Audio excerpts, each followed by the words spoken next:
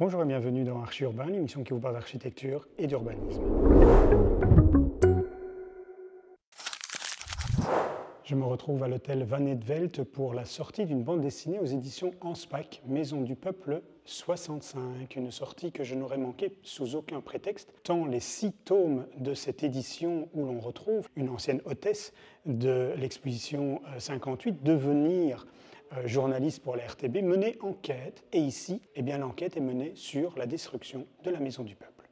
Bonjour, je suis Nicolas Anspach, éditeur. J'ai créé les éditions Anspach en 2018. On a commencé avec un album qui s'appelle Sourire 58 avec Baudouin Deville et Patrick Weber, un album qui traite de l'exposition universelle de 1958. Et vu que ça a été un succès dès le début, on a eu l'idée de faire une suite et aujourd'hui c'est le 6e qu'on publie qui est Maison du Peuple 65 qui parle de la destruction de la Maison du Peuple. Je suis un descendant du bourgmestre Anspach de Bruxelles, donc je suis le cadet de la branche aînée. Donc j'ai toujours été élevé avec un certain amour par rapport à Bruxelles et puis par rapport à la Belgique aussi. Et in fine, forcément on se documente et on a envie d'apprendre par rapport à l'histoire de la Belgique et de Bruxelles. Dans Maison du Peuple 1965, on retrouve l'héroïne Kathleen, qui était dans le tout premier tome hôtesse à l'exposition 58. Elle est devenue aujourd'hui journaliste à l'RTB. Elle mène une enquête sur le décès, peut-être le meurtre d'un architecte qui s'est produit à Venise lors de la signature de la fameuse charte de Venise. Retour à Bruxelles, elle mène son enquête qui l'amène sur la démolition de la Maison du Peuple et à travers sa fabuleuse enquête, on découvre l'œuvre de l'architecte Victor Horta. C'est à découvrir aux éditions Anspach. Les éditions Anspach et Patrick Weber ne se quittent plus. Une autre collection qui parle d'autres villes que celle de Bruxelles, ici Spa en 1906, sort actuellement également dans le commerce. La collection Anspach a démarré avec l'exposition 58 et je vous propose un livre, La Cambre revisite l'exposition 58 pour rester dans le thème, un livre dans lequel vous allez retrouver de nombreux détails concernant cet événement marquant de la capitale belge. Et pour rester à Bruxelles, je vous propose un livre, Bruxelles à l'infini, qui est un recueil de différents photographes en résidence de la collection Contre-type. Et enfin, je terminerai par un livre dont on vous reparlera dans Archi-Urbain, Slow Heat, chauffer les corps, moins les logements. En pleine période d'hiver, il sera intéressant de comprendre comment réduire sa facture énergétique. Nous sommes à Woluwe-Saint-Pierre, avenue des Touristes. Il s'agit d'une maison 3 façades, mitoyenne, une maison jumelée.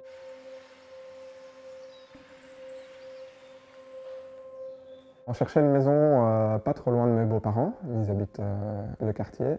On cherchait une maison assez grande pour la famille. On a actuellement 2 enfants, on aura peut-être à terme 3 enfants. Quand mes clients l'ont achetée, elle était dans un état de délabrement assez avancé. Elle était à l'abandon depuis 2-3 ans. Dans l'annonce de visite, il disait visite à vos risques et périls. Donc on n'était pas tout à fait rassurés avec ma femme en venant ici.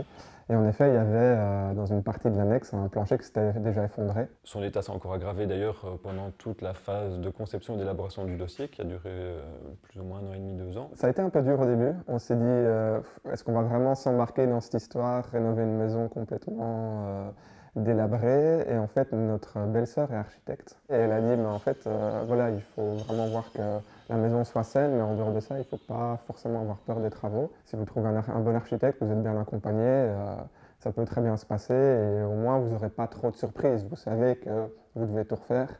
Et contrairement à parfois on achète une maison qui a l'air bien et puis en fait on tombe sur un os à droite à gauche. C'est une maison qui date de 1929. Elle est très étroite et s'étend très en longueur dans le terrain. Elle ne connaît pas la composition classique de maison bruxelloise où on a 2 pièces côte à côte. Ici, on n'a vraiment qu'une pièce qui prend la largeur de la maison avec la cage d'escalier qui est centrale. La demande du client était de faire une maison unifamiliale respectueuse du patrimoine et aussi soucieuse de la prise en compte de caractères écologiques dans l'utilisation des matériaux et dans l'usage des techniques. On est tous les deux assez à regarder par rapport à l'environnement, par rapport au futur qu'on veut laisser à nos enfants, la qualité de vie qu'on peut leur offrir. Et donc c'était vraiment ça qui nous a un peu poussé à se dire si on a ces choix dans la vie un peu de tous les jours, c'est important, tant que faire se peut, de le faire aussi pour la maison dans laquelle on va habiter et dans laquelle nos enfants vont grandir. Indépendamment du programme Rénolab, il y a eu une grosse réflexion qui a été menée simplement au niveau conceptuel dans la manière de prendre en compte la rénovation de cette maison. Elle doit pouvoir servir en fait a priori toute la vie. Aujourd'hui, c'est une maison pour 2 enfants en bas âge, mais ils vont grandir, puis à un moment donné ils partiront peut-être de la maison. Nous on deviendra plus âgés et on sera peut-être moins capable de se déplacer. Et donc il demande de réfléchir à est-ce qu'il y a certains aménagements qui sont possibles d'être faits. Donc on a dû réfléchir, on s'est posé la question, tiens, mais quand on sera âgé, si jamais on reste dans cette maison, est-ce qu'on a intérêt à faire en sorte qu'on puisse peut-être vivre au rez-de-chaussée? À le dernier étage, on avait là on a 2 chambres, mais c'est vrai, on s'est dit peut-être qu'un jour on pourrait installer une salle de douche à cet étage-là. Donc on a déjà réfléchi un peu à l'évolution de la maison pendant tout le cours de notre vie et de sa vie. Qu'il s'agissait d'abord d'arbitrer sur les démolitions à réaliser. Il a été question ici de démolir les annexes arrière et de garder le corps principal du bâtiment et d'en faire une rénovation patrimoniale très respectueuse de son état d'origine. L'extension a été menée de manière beaucoup plus contemporaine. L'extension est construite en ossature bois. Elle est isolée de laine de bois. Elle est bardée d'un bardage bois qui est issu de la forêt de Soignes, c'est du peuplier. Du côté intérieur, on a placé une plaque qui est une plaque de Fermacell. C'est une plaque qui a une beaucoup plus haute performance écologique que les plaques de J-Pro traditionnelles.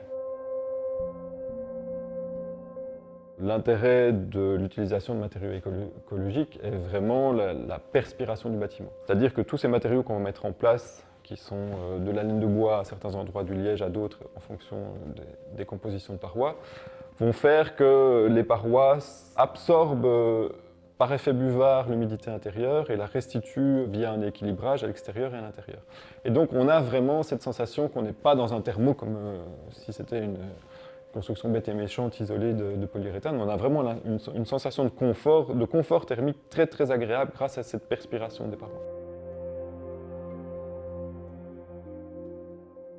On ne voulait pas toucher aux façades extérieures en mettant un enduit surisolant ou quelconque nouveau parement. On voulait garder la brique existante et la remettre en valeur. Cette isolation par l'intérieur de la construction existante s'est faite grâce à aussi de la laine de bois qu'on est venu revêtir d'argile. Par contre, cette méthode d'isolation par l'intérieur peut générer des ponts thermiques, étant donné que structurellement, les murs qu'on appelle les murs de refend, donc les murs perpendiculaires aux façades, qui sont en contact avec les murs de façade, créent un contact avec l'extérieur.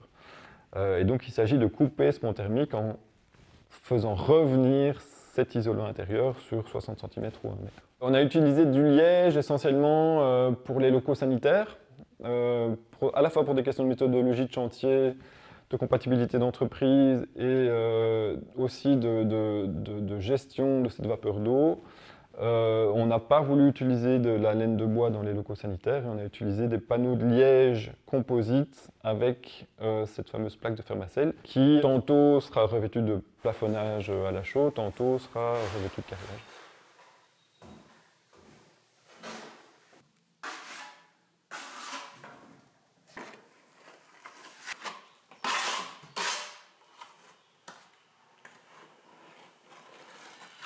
Ce sont des enduits qui régulent l'humidité intérieure, apportent aussi un confort par rapport à l'acoustique. Les enduits en terre sont aussi beaucoup plus lourds, plus massifs que des enduits au plâtre, par exemple. Ils apportent une plus grande inertie. Donc pour des maisons ossature bois et tout ça, c'est assez intéressant. Dans des anciennes constructions, comme ici, je dirais que ça respecte un peu le bâti ancien, dans le sens où vous avez ce principe de perspirance, donc de respiration au niveau des murs. Vous ne créez pas de problèmes d'humidité qui reste stagnée dans le mur et qui risque de dégrader le patrimoine à terme, quoi. On travaille ici, c'est en 2 ou 3 couches, hein, donc ça dépend un petit peu du degré de finition qu'on souhaite. Et la finition est alors teintée dans la masse. Au niveau des teintes, ça reste des teintes naturelles, ce qui est donc déjà moins agressif pour les yeux, mais certaines personnes peuvent peut-être être un peu frustrées ou quoi de ne pas pouvoir utiliser des couleurs plus flashy. Quand on construit avec des matériaux écologiques, il faut toujours bien vérifier la compatibilité entre les matériaux. Ça, c'est vraiment important. Et il faut que ces matériaux soient compatibles en termes de gestion de la vapeur et de gestion de cette absorption d'humidité intérieure. On ne va pas mettre un plafonnage classique sur de la laine de bois parce que le plafonnage classique est beaucoup plus étanche à la vapeur. Ça n'aurait pas de sens du coup d'utiliser de la laine de bois comme isolant. On est en simple flux ici. D'abord, l'explication du double flux, c'est qu'on amène de l'air dans le bâtiment et on extrait l'air du bâtiment via la même machine qui comprend un échangeur de chaleur. Donc effectivement, thermiquement, c'est pertinent de préchauffer l'air qui rentre grâce à l'air qui sort. Néanmoins, ça nécessite beaucoup plus de canalisation de gaines à travers les locaux puisqu'on doit alimenter en gainage tous les locaux de vie et les chambres. Et ça nécessite de l'entretien, ça nécessite aussi une consommation électrique qui est un peu plus importante que si c'était juste un extracteur. En faisant des recherches, on s'est rendu compte qu'il y avait moyen de récupérer aussi la chaleur des douches. Parce qu'au final, dans une douche, l'eau elle arrive à 38-40 degrés et puis elle part directement à l'égout, donc c'est un petit peu bête. Et donc il y a moyen de récupérer la chaleur directement via un échangeur. Donc c'est un tube qui fait environ 2 mètres de haut. L'eau froide passe dedans pour monter, elle est préchauffée avec l'eau chaude de la douche qui descend à travers les parois.